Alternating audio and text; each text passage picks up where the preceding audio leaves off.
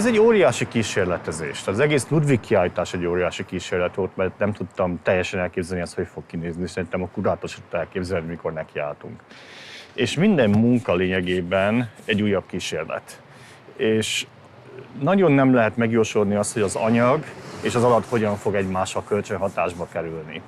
Úgyhogy ilyen szempontból mi fölvállaljuk a meglepetéseket, és az részek egyen a folyamatnak.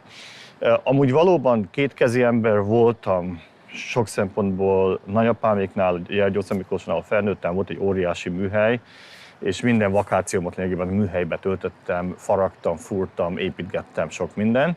Az utóbbi években viszont nem adódik meg nekem, hogy olyan sokat tudjak így tényleg odaállni a satum mellé és megcsinálni a dolgokat.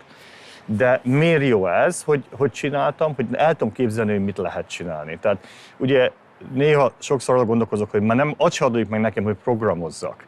De annyit programoztam az életemben, hogy tudom, hogy mit lehet beprogramozni. Épp így már nem adódik meg nekem, hogy fújjak és faragjak, de azért tudom, hogy körülbelül mi a kihívás. És az igazi kollaboráció az, amikor olyat mondasz, amit én nem tudok, és olyat csinálsz, amit én nem is tudok elképzelni.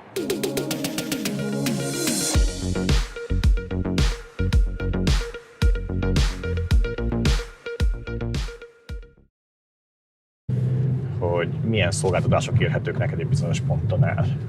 Hol vannak a helyek, ahol tényleg minden elérhető, ahol jól lehet élni ilyen szempontból, és hol vannak azok, amelyiken lényegében egy ilyen szolgáltatás sivatagban vagy. Az érdekes mondom, az Budapesten szerettük volna csinálni, csak nem jött össze végül az alatt időben, hogy megtudjuk azt. A New York számunkra csak egy ilyen biztos legyen valami, azért csináltuk, és az kimondta, hogy művészeti munkának készült, de persze, tehát, hogy én úgy érzem, hogy itten ami történt az az, hogy az értékrendünk megváltozott, és hogy megtanultuk bizonyos dolgokat csinálni, amit eddig nem csináltunk, tehát például otthonról dolgozni, és ez sose fog visszaállni abban a formában, ahogy eddig volt. Tehát hirtelen itten egy néhány hónap alatt ilyen gyors talpalót kapott a világ abban, hogy lehet online működni nagyon effektíven együtt. És ez ott van már, hogy most, mikor az ilyen különböző csoportmeetingekben itt Budapesten is az embereknek a reflexük az, hogy de hát akkor most már találkozunk személyesen, akkor elgondolkozok, hogy nem. Azt, amit el kell érjünk, az történetesen jobb számítógépen. Úgyhogy ne is találkozunk már személyesen, nem csak azért, hogy mennyi idő, hogy egyáltalán összejövünk, meg utána elmegyünk, hanem tulajdonképpen arról szól, hogy azt, amit éppen el szeretnék érni, azt jobban el lehet érni, azt, hogy mindenki a kamera előtt ül, és a képernyőre előtt, és ugyanazt látja mindenki.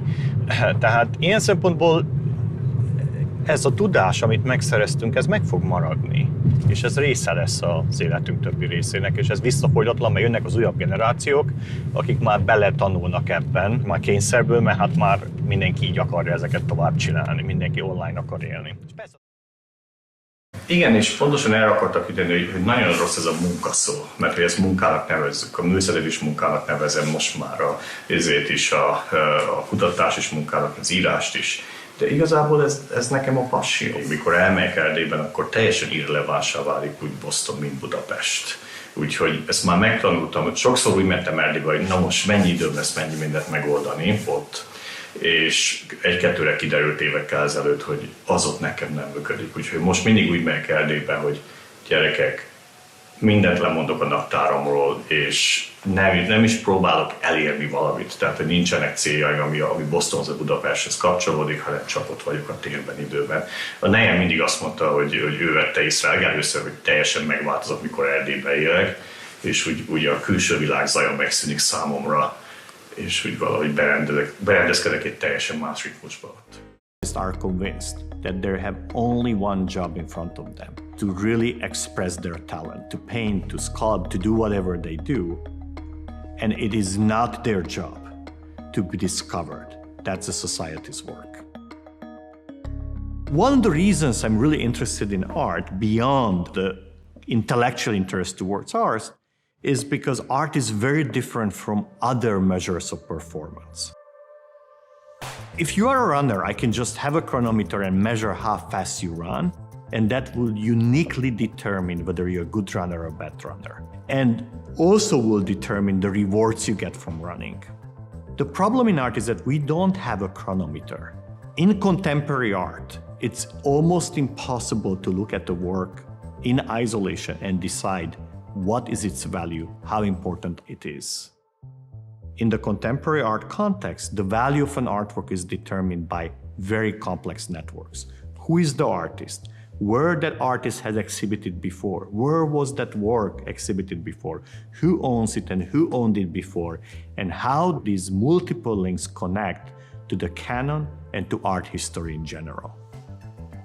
So if we want to understand how really value emerges in the art world, we need to really map out these dependencies and the multiple networks that drive the value of art. A few years ago, we did that.